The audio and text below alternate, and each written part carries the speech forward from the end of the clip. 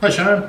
Hi Mark. Great to be with you again today. And today we're talking about ensuring you die neat. And I think you know what I mean by that. I hope so. So at what time do we need to consider putting our affairs in order? After all, we very rarely get told when our time is coming to an end. No, and we were just talking about this before. It's about 95% of the population, death is a surprise. It's not that many people actually just are aware it's about to happen. And so for most people, going through a process such as we do is very valuable because it prepares for the unexpected. But the question you asked me, getting back to that, is that are you someone who believes that others should be left with the bigger task of cleaning up after you? Or do you think that it's your responsibility to ensure that your situation is left neat and tidy now, so you take the responsibility for doing this much work, because if you don't, after you're gone, everyone else is going to have that much to do? Yeah, but why is it an important task to complete? Sharon, look, I understand exactly what you're saying, but it is actually our responsibility and our position to make sure our affairs are in order. Unless you're someone that always thinks you need to go through, you're so entitled that you can go through life and everyone else is going to look after you. If that's the way you live, then it's probably no surprise you're going to leave a mess behind when you go. But if you're like most of us that like to have some sort of structure and tidiness around our life, then creating a bit of work beforehand to make sure that we leave things in a structured order is just what you do. Okay. As a decent person. Yeah, sure.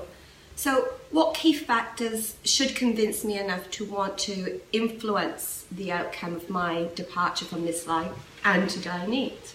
Sure. It's a good question, Sharon. Look, number one is it's just so much easier to get this done now because you carry all the stuff around in your head anyway. In regard to your business affairs, all the other stuff that's happening in your life, I mean, it's all in our head. And I mean, that's often said, you've got everything in your head. But when you're not there to express what's in your head, well, that's when the problems start. So point one is it's just easier now because you know everything. Two is most of what's sort of needed is already half documented and you've got access to it. So it's very easy for you then to just bring that all together and collate it. Point number three is why your loved ones and beneficiaries are they're going to be emotionally sort of detached when something happens to you. It's just the most selfish thing for you not to have tried to help them a little along the way and prepare this before you're gone. So point three is really like, don't be selfish, help your family by doing some of this now. Point four is it's actually a sign of respect for your family to have shown the love and the care, to have put the time and effort into doing this now. And point five is it's actually something for mostly you can delegate. People have this sort of perception that everything to do with estate planning is going to take forever and it's going to be confusing and hard and costly and difficult. But you can actually sit down with a couple of people, have a conversation and get 80% of it done probably within 90 minutes. Well, there's certainly more than enough reasons, but how do we go about actually initiating this process? Sharon, I guess, the whole concept of helping people to die neat is actually what we do. Our process, the Peace of Mind Plan process, is about creating peace of mind, certainty, confidence, security and simplicity for all those that are left behind. So it's our whole process which actually helps people to die neat. And there was a great adage, it was a book I was going to write, it was called Live Complete, Die Neat, and that is your legacy is not just about what happens when you die, but your legacy is about what you do along the way. And I think it's just a great thing in life to think about how can you live the best life you can live while you're here, and when you're gone, how can you make sure that all the people you care and love for are you've left something that's simple and complete for them as well.